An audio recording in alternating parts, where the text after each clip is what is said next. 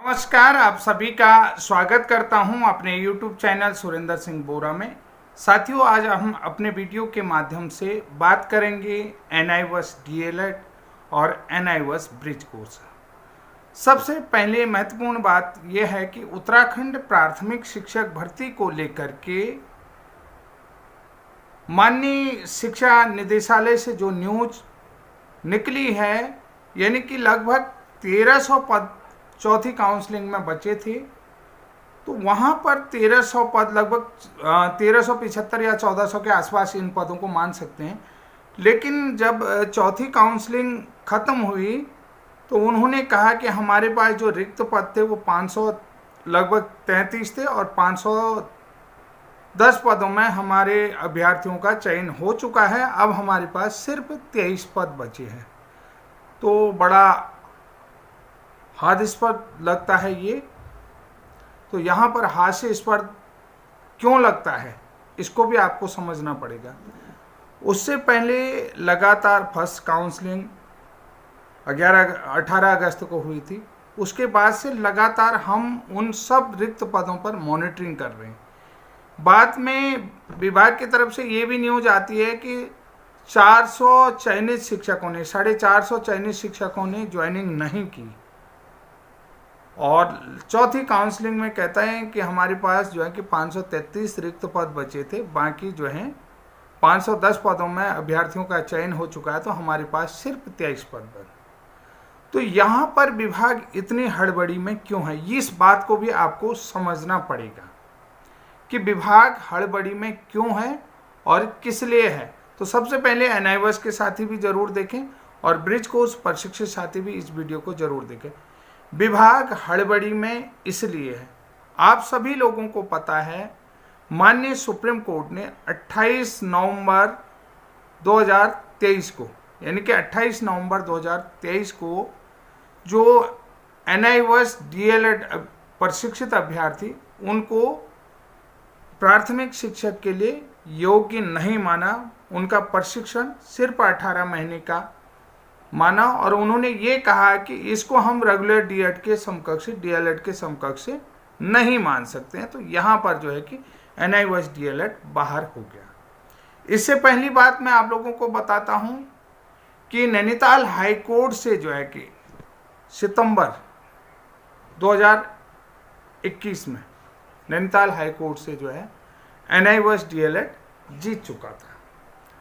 लेकिन बाद में जो है कि सरकार ने जो है कि NIVAS DLED को भर्ती प्रक्रिया में शामिल करने के लिए कि NIVAS DLED के जो हाई कोर्ट का आदेश था, उस आदेश को माननीय सुप्रीम कोर्ट में चुनौती दे दी उत्तराखंड सरकार ने। समझ रहे हैं कि जो उत्तराखंड हाई कोर्ट का जो डिसीजन था, उस डिसीजन को उत्तराखंड सरकार ने हाई कोर्ट में चुनौती दे दी। किसके माध्यम से? जयवीर सिंह वाले केस के मैटर से। तो अब यहाँ पर जो है कि जो पुरानी भर्ती थी जिसमें 2687 पद थे, उस भर्ती प्रक्रिया में आप लोगों ने देखा होगा कि उसमें भी अभ्यर्थी आप लोगों को नहीं मिले। उसमें केवल 70% रिक्त पदों पर ही नियुक्ति हो सकी, बाकी 30% पदों में नियुक्ति नहीं हो सकी। अभी आप लोगों ने देखा 2906 पदों पर भर्ती आई हुई है और 2906 पदों में लगातार जो है कि सरकार ने अपने बयान दिए कि कुछ पद रिक्त रहेंगे, और लेकिन लास्ट में चौथी काउंसलिंग में तीसरी होगी, दूसरी होगी, चौथी होगी, इस तरीके से आपने देखा होगा। तो सरकार कुछ हड़बड़ी में लगी कि कहाँ पर क्या हो रहा। अब यहाँ पर पेचो पेच क्या है? पेचों पेच इसलिए है कि यहाँ पर क्या पेच पड़ सकता है। सबसे बड़ी चीज़ है कि सुप्रीम कोर्ट में NIVAS DLED वालों का रिव्यू पिटीशन है, Vishwanath versus the state of Uttarakhand review petition. समझ रहे हैं कि जो सुप्रीम कोर्ट ने आदेश दिया था या सुप्रीम कोर्ट ने जो फैसला दिया था 28 नवंबर 2023 को, उसमें रिव्यू पिटीशन है। उत्तर प्रदेश से ट्रांसफर पिटीशन। अब रिव्यू पिटीशन पूरी तरीके से NIVAS DLED वाले सभी राज्यों की तरफ से रिव्यू पिटीशन में फोकस कर रहे हैं, और दूसरी तरफ कि ब्रिज कोर्स प्रशिक्षितों का भी एक लीगल दावा है कि यानी कि पूरी तरीके से उनका भी दावा जो है कि मजबूत लग रहा है। ब्रिज कोर्स का दावा भी मजबूत लग रहा है, क्योंकि विभाग ने कराया है, सरकार ने कराया है, एमएचआरडी के निर्देशों के अनुसार, एनसीटी से मान्यता प्राप्त, एनसीटी के पावर के अनुसार, और जो यहाँ से ब्रिज कोर्स का भी दबदबा बना है कि कहीं माननीय हाई कोर्ट भी जो है कि ब्रिज कोर्स के हक में फैसला न सुना दे और हमारी भर्ती प्रक्रिया लंबित पड़ जाए। तो इसलिए जो है कि जो सरकार है, सरकार अपनी राजनीति को चमकाने के लिए कि हड़बड़ी में जो है कि नियुक्ति प्रक्रिया को कर रही है। ये स्पष्ट कर रहा हूँ, मैं डरता किसी से नहीं हूँ। ये बात अगर आप लोग कह रहे हैं कि जिस पर दम है मुझे यहाँ से मेरे घर से उठा के ले जा सकता है, कि अगर मैं गलत बोल रहा हूँ तो इस बात का जिस पर दम हो, चाहे सरकार पर हो, चाहे मंत्री पर हो, किस पर भी बोल रहा हूँ, मैं खुल के बोल रहा हूँ। यहाँ पर ये नहीं कि मुझे उठा के ले जा सकते हैं, उसके लिए मैं झेल लूँगा। लेकिन जो सच कह रहा हूँ ये सच कड़वा है कि जो उत्तराखंड के अभ्यर्थी हैं या उत्तराखंड का प्रशिक्षित बेरोजगार केवल वोटर के रूप में यूज किया जा रहा है। केवल जो हम लोग हैं, प्रशिक्षित लोग हैं, वो सिर्फ वोट देने के काम है। नौकरी जो है अन्य राज्यों वालों को दी जा रही है, कि जो है कि बाहरी राज्य के लोगों को नौकरी दी जा रही है। तो यहाँ पर हमें वोटर की तरह यूज कर रही है सरकार सिर्फ, कि हमको, मैं कहता हूँ, सरकार से निवेदन करता हूँ और प्रशिक्षित युवाओं से भी निवेदन करना चाहता हूँ कि आप अपने हक हुकूमत के लिए लड़ो, अपने अधिकारों के लिए लड़ो। हम सिर्फ वोटर नहीं हैं। जिन प्रतिनिधियों को हमने चुन करके विधानसभा, लोकसभा, मंत्री, मुख्यमंत्री या जो भी हम लोगों ने बना रखे हैं, तो यही लोग क्या हो रहे हैं कि हमको बाहर कर रहे हैं। ये लोग ही हमको बाहर कर रहे हैं। ये मैं स्पष्ट कर रहा हूँ कि जिन जनप्रतिनिधियों को हमने, किसी को विधानसभा भेजा है, किसी को लोकसभा भेजा है, किसी को मंत्री बना रखा है, किसी को मुख्यमंत्री बना रखा है, किसी को केंद्रीय मंत्री बना रखा है, लेकिन यही जनप्रतिनिधि जो हैं कि हमको बाहर करने का रास्ता तलाश रहे हैं। हमें जो है कि जो उत्तराखंड के निवासी हैं, उत्तराखंड के मूल निवासी हैं, हम सिर्फ वोट देने के लिए हैं। सरकार नौकरी किनको दे रही है? बाहरी राज्यों के लोगों को, बाहरी राज्यों के लोगों को। तो हमें नौकरी कब दी? तो साथियों, ये मैं स्पष्ट आप लोगों को कहना चाहता हूं कि आप अपने हक के लिए लड़ें। और अब रही बात कि ब्रिज कोर्स का दावा भी जो मजबूत है, तो कहीं न कहीं सरकार हड़बड़ी में। अब यहाँ पर जो है कि जो विश्वनाथ वाला जो रिव्यू पिटीशन है, 5 नवंबर को माननीय सुप्रीम कोर्ट में जस्टिस गवई के बेंच में इसको सुना जाना है। और जस्टिस गवई ने जो है कि ये स्पष्ट कर दिया है कि जो 28 नवंबर 2023 का सुप्रीम कोर्ट का फैसला था, वो इन सर्विस टीचर्स के लिए था ही नहीं। समझ रहे? जो लोग प्राइवेट, अशासकीय या सहायता प्राप्त गैर निजी विद्यालयों में पढ़ा रहे थे 1 से 5 तक, तो कक्षा 1 से 5 तक पढ़ा रहे थे, वो सारे इन सर्विस माने जाएंगे। उन लोगों के लिए ये फैसला था ही नहीं है। वो उन लोगों के लिए, ये फैसला उन लोगों के लिए था जो कहीं पढ़ा नहीं रहे थे, जो कहीं भी सर्विस में नहीं थे। इसलिए जो है यहाँ पर गवई ने कहा कि जो NIOS DLED को बाहर करना, वो उनके साथ नाइंसाफी हुई। तो इसलिए जो है कि NIOS DLED की बैक टू बैक सुनवाई होगी। 5 नवंबर को बहुत कुछ निकल करके सामने आ जाएगा। अब देखिए कि भाई जब रिव्यू में फोकस किया जा रहा है, तो रिव्यू में, अगर रिव्यू कौन सा है आपको बता देता हूँ कि जो नंदन सिंह बोरा वाला केस था, केस नंबर 350 मेरे ख्याल से 2020 था या 21 था, WPSB 350/2021 ही जहाँ तक मैं मानता हूँ, या 2020, क्योंकि 22 का तो था नहीं। तो उस केस में जो है कि जो भी नियुक्तियां हुई हैं वो क्या रखेंगे, उस केस के अधीन रखेंगे, यानी कि subject to outcome. Subject to outcome case number 350/2021 जो Nandan Singh Bora versus the state of Uttarakhand था, तो उसमें जो है कि सारी भर्तियां, जो पिछली भर्तियां थी 2020-21 की, तो वो सब्जेक्ट टू आउटकम रखी गई है। तो अब यहाँ पर जो रिव्यू में, अगर कि भाई रिव्यू को ही जो है कि रिव्यू में ही जजमेंट दे देते हैं माननीय जस्टिस गवई, और माननीय सुप्रीम कोर्ट जो है कि रिव्यू को ही जो है कि उसमें ही जजमेंट दे देते हैं। सभी राज्य वाले लगे हैं कि रिव्यू में ही फोकस किया जाए।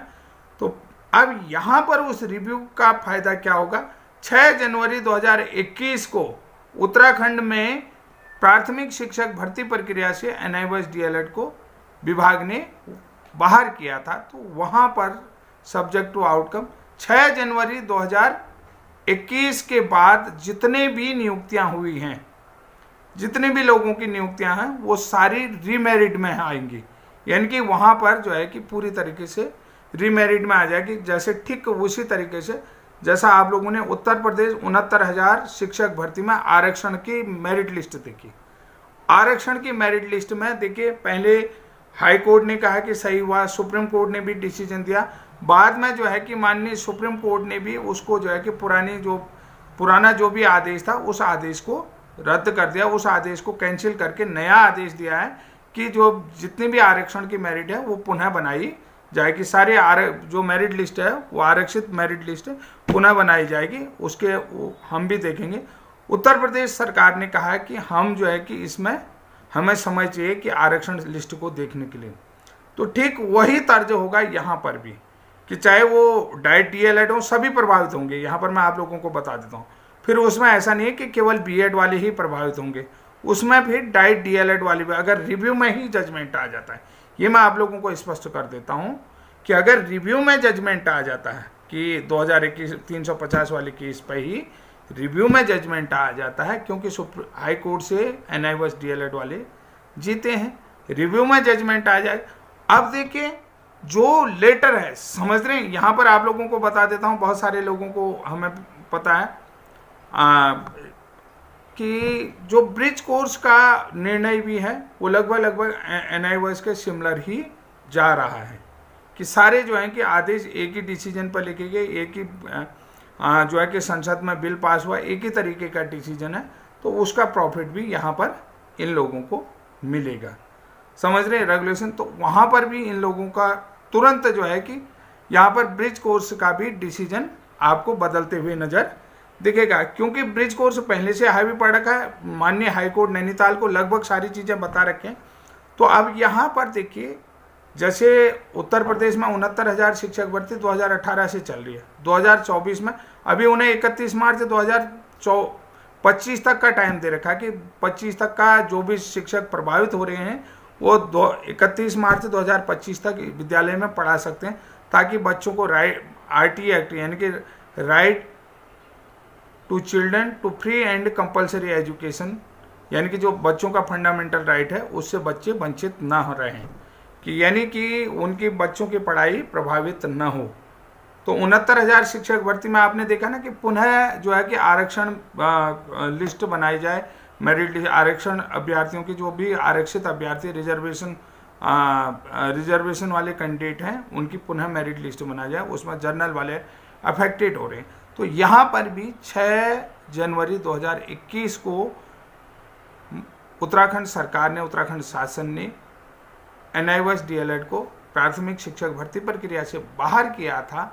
तो यहाँ से 6 जनवरी 2021 के बाद जितनी भी भर्तियाँ जो हैं कि 350 केस से प्रभावित हुई, नियुक्तियाँ प्रभावित हुई हैं, सब्जेक्ट टू आउटकम हुई हैं, तो वहाँ पर सारे लोगों की मेरिट लिस्ट प्रभावित होगी। वहाँ पर केवल बीएड वाले ही प्रभावित नहीं होंगे, अब यहाँ पर डाइट डीएलएड वाले भी प्रभावित होंगे। पुनः मेरिट लिस्ट जारी की जाएगी। ये जहाँ तक है मुझे लग रहा है कि 5 तारीख को बहुत कुछ यहाँ पर बदलेगा। तो ये पूरा सिस्टम यहाँ पर उत्तराखंड का भी बदला जाएगा।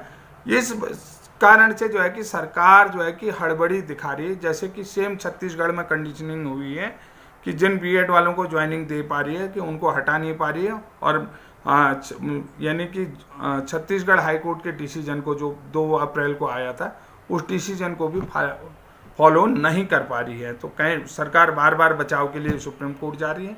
तो यहाँ पर बहुत सारा अब नज़ारा आप लोगों को देखने को मिलेगा, बहुत सारी चीज़ें आप लोगों को यहाँ समझ में आएंगी कि क्या क्या चीज़ें होने जा रही हैं। तो साथियों, इसलिए जो है कि विश्वनाथ जी का भी फोकस क्या है कि रिव्यू पिटीशन में जा रहा। अब आप लोगों को बता रहा हूँ कि जो 5 तारीख को सुनवाई हो रही है, तो उस सुनवाई में क्या क्या होने जा रहा है आप सभी लोगों को पता है। माननीय जस्टिस गवई की बेंच में जो है कि एनआईओएस डीएलएड का केस लगा है और 5 नवंबर को इसको सुना जाना है।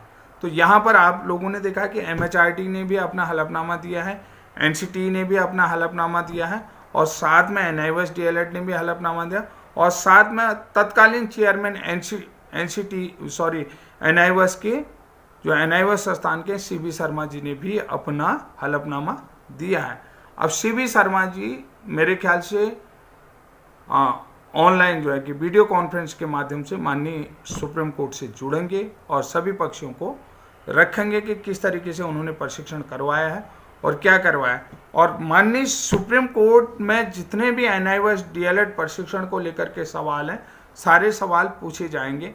किसके कहने पर आपने प्रशिक्षण कराया, इस कोर्स को किसने मान्यता दी और किसने डायरेक्शन दिया, किस नियम के अकॉर्डिंग करा कि NCT का रेगुलेशन 2014 क्या है, NCT का अधिनियम 1993 का नियम 29 क्या कहता है, NCT की जो अपनी पावर है क्लॉज 12 के तहत वो क्या कहती है, एक्सपर्ट कमेटी में कौन कौन से लोग थे और किस किस राज्य के जो है कि एजुकेशन सेक्रेटरी के साथ ही एक्सपर्ट कमेटी गठित की गई थी, एक्सपर्ट कमेटी की तरफ से क्या क्या बनाया गया। जैसा कि आप सभी लोगों को मालूम है कि एक्सपर्ट कमेटी की भी पूरी लिस्ट हमारे पास आ चुकी है कि जो NIVAS DLED का सिलेबस है या NIVAS ब्रिज कोर्स का सिलेबस है, किस राज्य से एक्सपर्ट कमेटी में कौन कौन थे, किस विश्वविद्यालय के लोग थे, किस विश्वविद्यालय के प्राचार्य थे, किस विश्वविद्यालय के डीन थे, किस विश्वविद्यालय के कौन कौन से प्रोफेसर थे। ये सारी चीज़ें हमारे पास उपलब्ध हैं और उन सारी चीज़ों की डिटेल हमने निकाली है। और किसके कहने पर सिलेबस में जो है कि उनका पूर्णांक क्या था, विषयवार जो है कि क्या क्या टॉपिक रखे गए थे, टॉपिक क्या था और उसका ग्रेड मार्क क्या था, सारी चीज़ें जो है कि किस तरीके से उनका मूल्यांकन करना था, एवोल्यूशन का प्रोसेस क्या था और उसके बाद जो है कि जो लर्निंग आउटकम था उसमें क्या क्या चीज़ें इनोवेटिव चीज़ें थी और किस तरीके से वर्कशॉप था और किस तरीके से ये पूरा पैटर्न तैयार किया था और किस तरीके से इसको मूल्यांकित किया गया था, किस किस नंबर से कौन कौन सा टॉपिक रखा गया था, उनका मूल्यांकन क्या था, जिसको कहते हैं असेसमेंट, कि किस तरीके से प्रत्येक विषय का असेसमेंट एक्सपर्ट कमेटी की तरफ से किया गया था। असेसमेंट को लेकर के भी बहुत बड़े सवाल यहाँ पर पूछे जाएंगे। अब यहाँ पर एक चीज़ और आपको बता देता हूँ कि अब जो है कि सरकार और NCT में भी विरोधाभास दिखने को लग रहा है कि एक जो चीज़ें हैं कि कुछ जैसे MHRD जो है कि NIVAS DLED के फेवर में है, लेकिन NCT NIVAS DLED के विरोध में जा रही है। क्यों जा रही है ये भी मैं आप लोगों को बता रहा हूँ कि यहाँ पर NCT की तरफ से विरोध भी प्रकट किया जा रहा है। तो यहाँ पर इस बात को भी समझना पड़ेगा, धीरे धीरे आप लोग समझेंगे। जैसा कि आप सभी लोगों को पता था कि जितने भी बहुत सारे जो हैं कि NCT के जो प्रशासनिक एकेडमिक ऑफिसर्स हैं, एकेडमी से जुड़े हुए लोग हैं, उनके अपने निजी विद्यालय भी हैं, निजी ट्रेनिंग संस्थान भी हैं, बहुत सारे लोगों के ऐसे कि उनके अगर जो है कि NIVAS का समर्थन करते हैं तो कहीं न कहीं जिनके अपने प्राइवेट स्कूल चल रहे हैं, अपने जो है कि प्राइवेट ट्रेनिंग सेंटर चल रहे हैं, तो वो कहीं न कहीं प्रभावित होंगे, इफेक्टेड होंगे। भाई NIVAS वाले भी तो 14 लाख हैं और पूरे देश में 14 लाख ही पद खाली हैं, लगभग 14 लाख टीचर ही खाली हैं, चाहे वो केंद्रीय विद्यालयों के हों या अन्य विद्यालयों के, लगभग 14 लाख प्रत्येक। आप लोगों ने बीच में देखा होगा कि NCT NIVAS का विरोध क्यों कर रही है, MHRD समर्थन कर रही है। क्यों भाई, MHRD जो है कि डायरेक्टरी बॉडी है और जो है NIVAS जो है कि इंस्टीट्यूशन बॉडी है, ऑटोनोमस बॉडी है, स्वतंत्र है। तो अब जो है कि NCT विरोध क्यों कर रही, क्यों जवाब नहीं दिया, मैं आप लोगों को बता रहा हूँ कि बार बार, जबकि आप क्योंकि NCT को पार्टी बनाया था NIVAS की तरफ से और NCT ने जो है कि ना तो ब्रिज कोर्स के फेवर में कोई बात दिया और ना ही B.Ed के फेवर में बात किया कि जो NCT से एकेडमिक अधिकारी जुड़े हुए हैं, NCT के एकेडमिक अधिकारी हैं, उन लोगों के अपने भी प्राइवेट संस्थान हैं। ये चीज़ का बहुत सारे लोगों के जो है कि अपने प्राइवेट संस्थान हैं। अगर वो जो है कि इनकी मान्यता इनकी में जी हजूरी कर देते हैं या NIVAS DLED को मंजूरी देते हैं तो कहीं न कहीं उससे उनके कॉलेज प्रभावित होंगे। ये भी मैं वीडियो के माध्यम से आप लोगों को जानकारी दे रहा हूँ, क्योंकि MHRD समर्थन में आ रही है, NCT जो है कि विरोध की तरफ जा रही है। तो क्यों जा रही है, तो यहाँ पर सीधा सीधा उनके हित प्रभावित हो रहे हैं, उनके स्कूल प्रभावित होंगे। भाई 14 लाख अभ्यर्थी महीने रखते हैं, कोई कम नहीं होते हैं। तो इसलिए जो है कि NCT सीधे सीधे जो है कि NIVAS के समर्थन में नहीं आ रही है। तो वो जो है कि धीरे धीरे आएगी, लेकिन आएगी जरूर, इस बात को समझिए। क्योंकि एनसीटी पर भी अब पूरी तरीके से कानूनी शिकंजा कस चुका है, यानी कि यहाँ पर कानूनी शिकंजा कि हर एक पॉइंट का, हर एक क्ल्यू का जवाब जो है कि माननीय सुप्रीम कोर्ट से पूछा जाएगा कि हर एक पॉइंट पर। मैंने आप लोगों को बता दिया कि किन किन चीज़ों में क्यों इनको कोर्स कराने की ज़रूरत पड़ी। आप सभी लोगों को पता है कि देश में एंट्रेंट टीचरों की संख्या बहुत ज़्यादा थी, नहीं कराते। और आरटी एक्ट जो है कि आप सभी प्रकार के स्कूलों में लागू है कि आप इनको छोड़ भी नहीं सकते हैं। ये भी आप लोगों को बता देता हूँ कि हमने सूचना अधिकार के माध्यम से भी ये भी पूछा, आरटी एक्ट अधिनियम जो है कि आरटी एक्ट अधिनियम वो सभी प्रकार के स्कूलों में लागू होता है, चाहे वो सरकारी हो, प्राइवेट हो, निजी हो, सहायता प्राप्त हो या गवर्नमेंट सहायता प्राप्त हो, तो वो सभी जगह लागू होगा। तो इसलिए इन टीचरों को भी ये छोड़ नहीं सकते। ये भी एक महत्वपूर्ण खबर है। तो अब जो जैसे आप ब्रिज कोर्स के संबंध में भी बहुत सारे लोग नहीं जानते, उनने कहा ब्रिज कोर्स तो उन लोगों के लिए था, फलाने लोगों के लिए था, लेकिन उनको ये नहीं पता था कि आरटी एक्ट सब जगह लागू था। तो और उस समय नियम जो है कि सभी चीज़ों के लिए आया हुआ था। ये महत्वपूर्ण जानकारी था और इस महत्वपूर्ण जानकारी से मैं समझता हूँ कि आप लोग पूरी तरीके से स्पष्ट हो गए होंगे कि मैं आगे क्या कहना चाहता हूँ। अगली वीडियो में आप लोगों के साथ किस रूप में आऊँगा और क्या तरीका होगा, किन चीज़ों में जो भी क्वेश्चन आप लोगों के हैं वो क्वेश्चन जरूर करें। और मैं आप लोगों को ये कहता हूँ कि ये देश का एकमात्र चैनल है मेरा जो शुरू से लेकर के लास्ट तक NIVAS DLED वैलिड होगा कहता था। शुरू से आप मेरी वीडियो को देख लें, लेकिन मैं वो बोलता था कि जहाँ पर सरकार विरोध करती थी तो उस विरोध का कि भाई NIVAS DLED के लिए यहाँ पर खतरा है, ये कहता था हमेशा चैनल के माध्यम से। और आप ये भी जानते हैं कि मैं NIVAS ब्रिज कोर्स की लड़ाई खुद लड़ रहा हूँ और पूरे देश में NIVAS ब्रिज कोर्स के लिए मुहिम मेरे द्वारा ही छेड़ी गई या मेरी टीम के द्वारा छेड़ी गई या उत्तराखंड की तरफ से छेड़ी गई। तो साथियों, आज के लिए इतना ही। तब तक के लिए जय हिंद, जय उत्तराखंड।